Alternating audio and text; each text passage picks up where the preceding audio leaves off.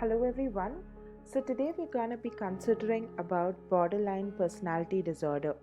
In this particular video, we will be discussing the clinical features of borderline personality disorder in accordance with the Diagnostic and Statistical Manual for Mental Disorder edition 5. So we're going to begin with the definition of borderline personality disorder. So basically, borderline personality disorder involves a pattern of instability wherein interpersonal relationships are involved, self image is involved, and affect is involved, and it also involves a range of impulsive behaviors. So, we're going to look into each of the symptom criteria for borderline personality disorder. So, all of these symptoms can begin at early adulthood, so that could be the onset, and all of these symptoms needs to be manifested in a particular range, that is a minimum of 5 or more of these symptoms that we are going to be discussing has to be manifested in order for the diagnosis to actually occur. So beginning with criterion A1. So with regards to criterion A1 talks about frantic efforts to avoid real or imagined abandonment. So when we are looking at abandonment, we need to understand that people with borderline personality disorder tend to be very very sensitive to any form of abandonment. Like even if they think about a breakup or think that this particular person is gonna move away from them or is gonna dump them, even such thoughts would be very very stressful for these individuals.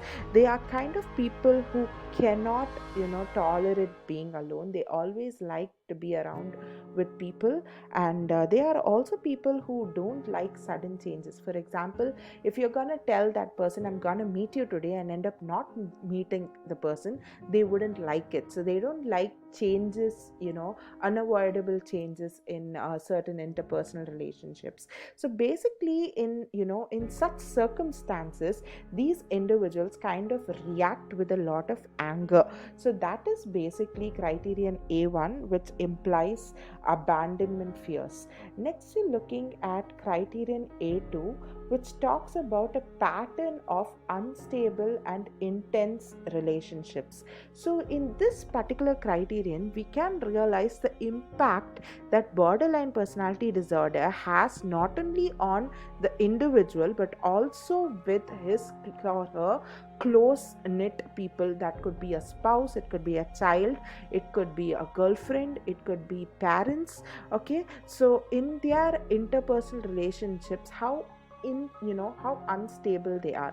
So basically, they are individuals who would suddenly idealize a person, that is make a person feel on top of the world, like you're my world, you're everything for me, you're the most beautiful person I've ever met, I really love you. And like they'll really be head over heels for you, okay, for menial things as well. But suddenly they might be the same people who would devalue you for even the smallest things that you do. Okay, so for example, they might be people who suddenly who if you make a slightest remark of like, hey, I don't think I can meet you today, or things like that, if you're not really in line with what their demands are, they might suddenly make you feel like you're a nobody.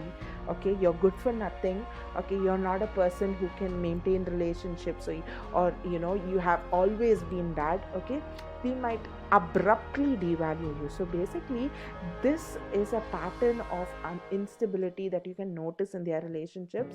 So this makes even their close knit people, that is their inner circle, very very very very emotionally traumatized, I would say. Okay, so because of these dramatic shifts they have about others, it kind of affects their interpersonal relationships a lot. Okay, so these individuals would kind of trap up people's emotions, okay, and they would kind of, though they don't do it like, I want to trap her emotions, so though that's not the intention, okay, but still they kind of, when you look at it as an outsider, you feel like you're, suddenly valued a lot and suddenly not valued at all, okay. It could be very traumatic for the inner circle as well. So this is one criterion which kind of talks about the impairment literally it causes to interpersonal relationships. So that is basically criterion A2. Next, we're looking at criterion A3. So, when we're looking at criterion A3, A3 talks about a lot of identity disturbances. That is, individuals with paranoid personality disorder may kind of shift identities, wherein it's not like an identity shift as you notice in a dissociative identity disorder, but rather this has more to do with the goals you have for life, the kind of job you're in, the values and standards you set for yourself, okay, your opinions, okay, all of that, okay. So those things are kind of a little shifted or drifted apart in certain times. For example, suddenly this person would be all aspirant to become a lawyer, would end up going to law school and becoming a lawyer, and then while practicing law, this person would suddenly end up telling that I would love to begin this business, and go about trying to think about another new business altogether. So basically that's like a huge drastic vocational shift. Okay, so that's basically with regards to identity disturbances, that when that's one thing you can very very obviously notice in criterion A3 for borderline personality disorder. The next thing that we're gonna look at is criterion A4. So in criterion A4, we are talking about impulsive behaviors. Impulsive behaviors are behaviors without thought. So for example, they might engage in reckless driving, they may engage in activities like spending without thinking, or binge eating, substance abuse, engaging in unsafe sex, okay. So they may do a lot of behaviors that is very very impulsive, that is behaviors without thought, okay, without forethought, and which could be a lot harmful for themselves as well as for people around them, okay. So these are a host of few impulsive behaviors that they may engage in. So that is with regards to criterion A4. Next, we're looking at criterion A5. When we're looking at criterion A5, A5 talks a lot about suicidal behavior. So that is, individuals with borderline personality disorder kind of engage in a lot of self-mutilating kind of behavior, or many people, kind of we could say that if they feel very stressed out, or if they feel things are not moving in the direction they want it to move, okay, they kind of engage in such behaviors, okay. And these self-mutilation behaviors sometimes are not very what I could say is they are not literally behaviors to demonstrate that they want to kill themselves, but it may be a displacement of their anxieties. So that would be a better way to put it. Another thing about borderline personality disorder is individuals with borderline personality disorder tend to attempt suicide, okay, wherein they talk about it and they try to attempt it. However, a couple of them actually end up committing a suicide, so which means about 8 to 10% have actually led to a full completed suicide. So that is with regards to suicidal behavior. So when criterion A5 seems to be at its peak, institutionalization may be a requirement. So that is criterion A5. Next, we're looking at criterion A6. Criterion A6 talks about affective instability. That is, these individuals kind of engage, kind of have moods, okay, which kind of keep drifting, okay, wherein they could be very irritable, they could be very anxious, okay. They can feel displeasure in any of their activities, or they can be very suddenly they might feel a lot bored, experiencing too much of boredom. Okay, all of these things can actually be involved. These small affective instability symptoms may be because of certain interpersonal stressors that they actually go through. So that is with regards to criterion A6. So A6 can happen as a trigger with regards to interpersonal stressors. Okay, and it should not be confused with other mood disorders, because mood disorders have specific episodes which of which the different criterion has to be met for each of the episodes. So do not confuse it with mood disorders. But it is important to know that in criterion A6 for borderline personality disorder, there is there are triggers like an interpersonal stress, okay, which could actually lead to such reactive response. Then we're looking at criterion A7. Criterion A7 talks about feelings of emptiness, wherein the client feels that they are no good, or they are they have to do things. They like to be stimulated always. Okay, that is, they always like to do something. They do not like to sit idle. They do not like to take a break. Okay, they always like to explore, try to do something new most of the time, and they get easily bored. So that is one thing with regards to A7. So they keep liking to, they have they kind of have a feeling to engage in different behaviors. So that is with regards to criterion A7. Next, we're looking at criterion A8.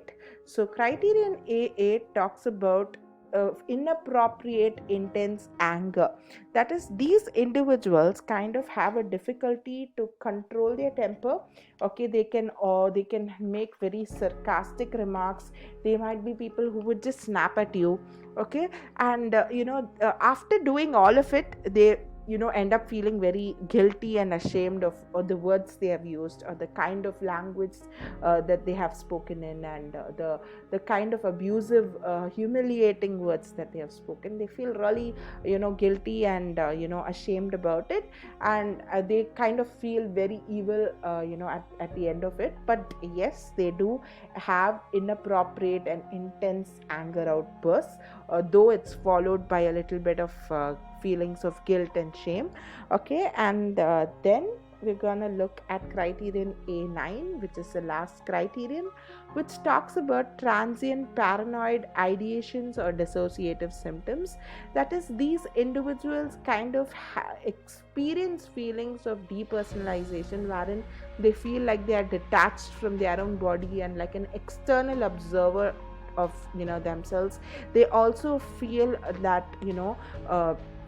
there are people who suddenly might have an outburst of not really trusting people around them. They might become very suspicious. They might keep asking for proofs for everything.